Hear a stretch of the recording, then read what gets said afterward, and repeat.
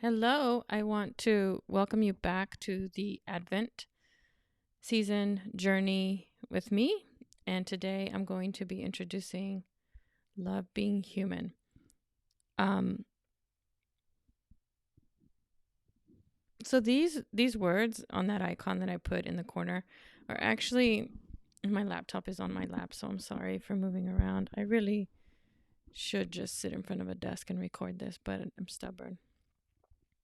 So stubborn am I. So Love.Being.Human is the instruction that I wrote down on a napkin in a hotel room. Actually, I wasn't in a hotel room. We were in a hotel lobby waiting for Josh to get home from West Point. And I had traveled through my period of what I call my dark years and had really settled into a peaceful, spacious space. I hadn't even realized that I had gotten everything that I was wishing for, hoping for, praying for, working towards. And then after the end of literally a perfect day for me, um, the cherry on top was waiting for Josh to fly in for us to celebrate some time together. I had just finished, or it was in the middle of like a 2-day retreat from the world. I had decided to really check out and tune in with myself. I told everyone I am not committed to anyone's timetable and to anyone's expectations. The only thing I want to do is make it to yoga on time. And at the end of that period, that sort of personal retreat, I heard these words, love being human, without sound. I wrote them down on a napkin. And over the last 6 years, I've really been unfolding them, really leaning into what they mean. And today's vlog is about where I am with that. I call myself a wisdom teacher. I covered up this light because I didn't like it. I call myself a wisdom teacher because I am in the business of inner transformation. There's a horizontal plane that is action, production, movement, things on the outside. My line of business, I'm using terminology that I'm not comfortable with. My line of business is in the vertical plane, which is a deepening. I used to talk a lot about taking this trip from your head to your heart, like the longest 12-inch journey of your life. And that's where I am. Another thing that I wanted to share with you is I have never been confident enough to really go into the wholeness of these teachings. I've always avoided any talk of um, just mentioning that I'm Catholic, mentioning Jesus, mentioning parables. Like, I really tried initially to stay away from that stuff only because I was not confident in showing up that way. And now, there's a line in the Bible that says, die before you die. I am big on identity transformation too. And I think that's what's happened. I've shed another layer of worldly identity, not to where I don't care. Well, I kind of don't care what people think, but I'm less focused, even less focused than before on what people think. So it's this slow shaving away of that identity. So I call myself a wisdom teacher because I work in the vertical plane, right? Not horizontal. And I like when I was initially talking about my experience through the dark years, I used to use the way that I would explain that to people is I would say everything changed for me. Absolutely everything on the inside. But there was nothing different on the outside that you could physically see. I was driving the same car, living in the same house, had the same relationships, except the ones that fell away when I stopped drinking. Nothing was different, but it was completely like it was all completely different, but nothing had changed on the outside. So this is not a physical shift. It is a mental shift. And Love.Being.Human is the integration of everything, your mind, your body, your soul. Like it's a journey in self-awareness towards wisdom and mastery. Because when we are stuck in just the human, which is the lower level of our being, it is about fear. It is about not seeing the whole picture. It is more binary. It's yes or no, this or that. It's us against them. And there is a really beautiful wholeness to this life, to living, to our what we see and how we are being, that can be tapped into. And that's what I do. That's what I'm doing with you. And so today, what we're going to explore is the idea of a cone. And a cone is a puzzle. It's a riddle. It's something that makes you really think or rethink something so that you can rewire something in your head, right? The interesting thing is that Jesus spoke in parables, which are like cones. They have a story, but then there's a deeper, more paradoxal, like meaning that you just kind of go, huh. And if you get to a point where you go, huh, then something's happening. You're upgrading that operating software. You're downloading, an update kind of thing. And that's what this is about, is it is dying before you die. Letting go and receiving. That's a lot about what I teach. So it's just a way to nudge you, right? This is just another practice. I'm just taking a look at my notes to see if there's something that I need to say. Oh, I wrote that it is an opening of a whole new mode of perception, not what we see, but how we see, the way the mind makes connections. And so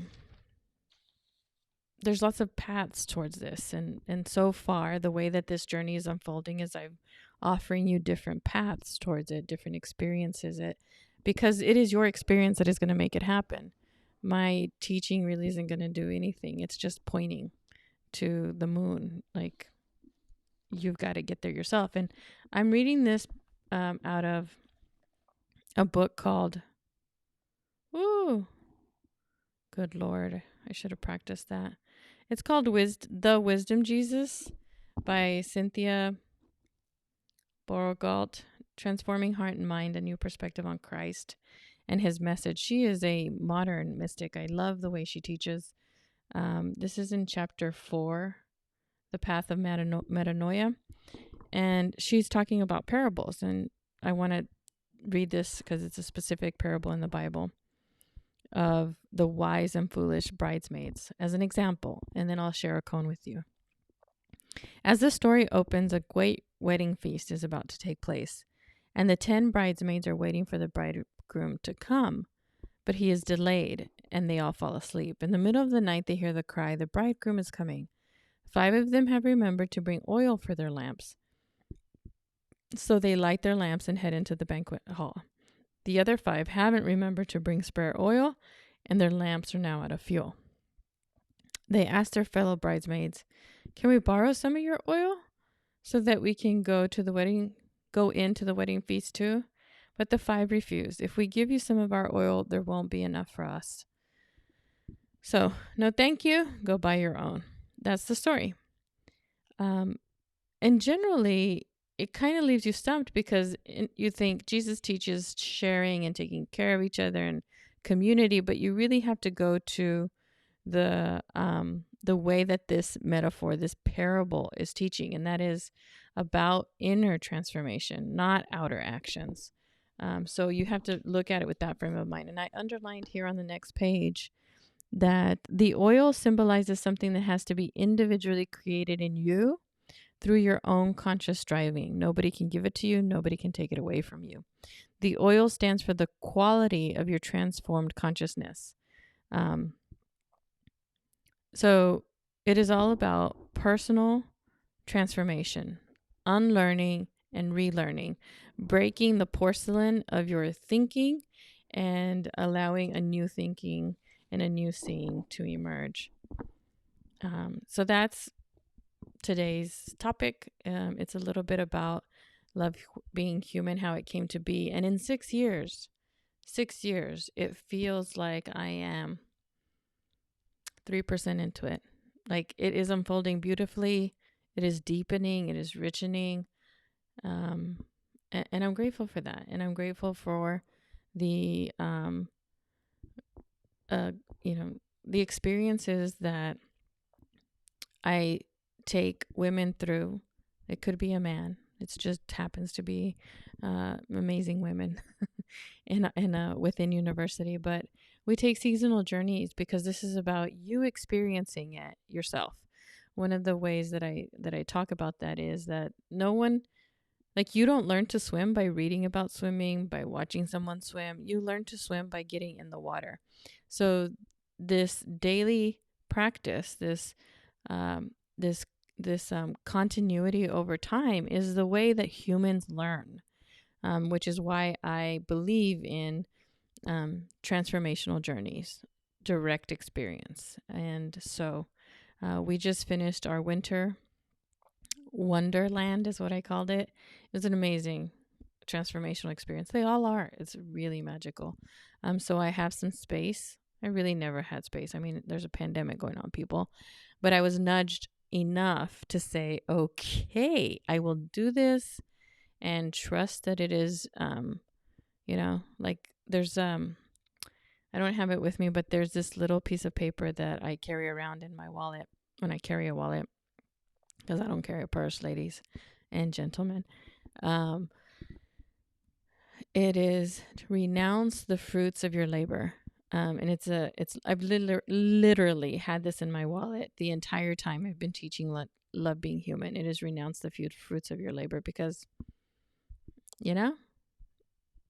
I listen to my spirit, to my inner guidance, and I go with it and I trust it. And it's been cool so far. So why not? So I have up on my screen, and you know what I'm going to learn eventually? I'm going to learn to show you my screen while I'm reading it. But right now, there's already so much learning happening that my brain is blowing up. At this time, you can imagine the emoji of the brain just so little bits of learning. It's just making me crazy. So let me settle down a little bit before I read this to you. This is a traditional Zen koan. Nanin, a Japanese master during the Meiji era, received a university professor who came to inquire about Zen. Nanin served tea. He poured his visitor's cup full and then kept on pouring. The professor watched the overflow until he could no longer restrain himself. It is overfull. No more will go in. Like this cup, Nanin said, you are full of your own opinions and speculations. How can I show you Zen unless you first empty your cup?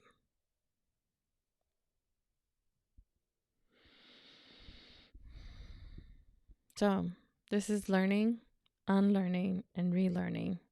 I like to really, what I believe is that it is remembering, because we already know everything we need to know. We've just forgotten, or it's been covered in dust or layers of doubt. So it's remembering to me. But we've just got to add some flow to our thinking. If we don't empty ourselves, then we can't pour in anything else. And so that is my invitation for you today, is to empty your cup a little bit so that you can allow something in. And if you are interested in learning about Within University, which is the one of two offerings that I have, you can visit www.withinuniversity.com. I have it in the description under this YouTube video. I would love for you to subscribe and ring the bell to learn or be notified when I'm broadcasting live or putting up a new video. But I want to invite you to just consider, what is it that you have to empty yourself of in order to allow more in? What form of your thinking can you bring, allow yourself to bring in a new perspective? Is there some space where there's not a yes or no, but an in between that is not a negotiation or anyone letting go, but everyone gets like what they want. So again, Love Being Human is a path towards self-awareness and self-mastery, and it is my absolute honor to be here with you, because you are sharing your most valuable resource, which is your time and attention. And I do not take that for granted. If you have questions for me, feel free to pop them into the comments, or send me an email at vivian@viviancarrasco.com, and I will adapt the future episodes to answer your questions. Thank you. May peace be with you.